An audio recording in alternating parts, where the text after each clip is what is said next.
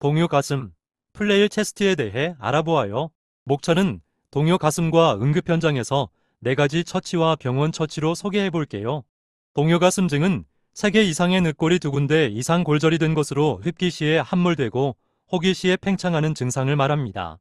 동요 가슴은 호흡하는 것이 특징적으로 나타나는데 이를 패러독스 움직임이라 합니다. 패러독스 움직임이 생기는 이유는 첫 번째로 횡격막 손상으로 인해 발생합니다. 정상일 때는 흡기 시 횡격막의 아래로 수축하여 흉곽이 확장이 되고 호기 시에는 원래 위치로 돌아오는데 횡격막 조절 신경이나 횡격막이 손상이 되면 역설적으로 나타납니다. 두 번째로 동반 손상인데요. 강한 외력으로 폐저상이나 혈융, 기흉이 발생하는데 폐타박상은 가스교환과 폐혈관 손상으로 인해 저산소혈증과 혈액 손실이 일어나 순환부전을 일으키고 혈흔과 기흉은 압박으로 인해 정맥환류가 감소하여 순환장애가 발생합니다. 이러한 원인들을 통해 패러독스 움직임이 나타나게 됩니다. 패러독스 움직임의 환기 장애로는 폐 확장 불충분과 역행 공기 흐름, 산소 교환 저하, 통증에 의한 얕은 호흡이 있습니다.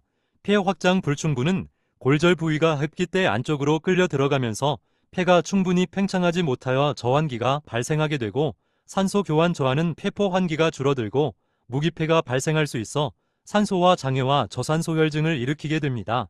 역행 공기 흐름은 패러독스 움직임으로 인해 양쪽 폐로 들어가는 공기 분배가 불균형해지는 현상이 발생하여 일부 폐포는 과환기가 되고 일부는 저환기가 되어 가스교환이 비효율적이게 됩니다. 통증에 의한 얕은 호흡은 늑골 골절 통증으로 인해 깊은 호흡과 기침을 억제하여 분비물이 축적되고 폐렴 위험이 높아지는 현상까지 이르게 됩니다. 동요 가슴의 원인은 펄 다운했거나 직접적인 흉부 타격으로 인해 2개 이상의 골절이 일어나면 동요 가슴이 일어나게 됩니다. 응급 현장에서는 4가지로 처치를 하게 됩니다. 첫 번째로 산소화 및 환기 확보를 해야 합니다. 이는 저산소증을 개선하고 효과적인 환기를 통해 부전을 예방합니다.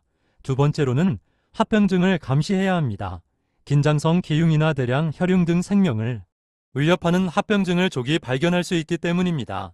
다음으로 통증 조절 및 분절을 안정화해야 합니다. 심한 통증을 완화하고 불안정 분절의 부드러운 지지를 통해 호흡을 개선할 수 있습니다. 마지막으로 신속한 이동을 해야 합니다. 현장에서 할 수 있는 처치는 한계가 있어 현장 처치 후 적절한 최종 치료가 가능한 의료기관으로 지체 없이 이송하여 합병증 등을 예방합니다.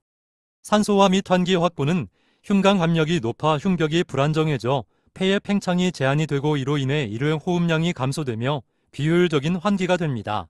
또한 심한 통증으로 인해 얕고 빠른 호흡으로 환기가 악화가 되는데 이때 비제호흡 마스크를 이용해 고농도 산소를 공급합니다. 산소 포화도가 90 이하고 호흡수가 30회 이상일 때 BBM을 이용해 보조 환기를 하며 산소 포화도를 94% 이상을 목표로 산소 공급을 합니다.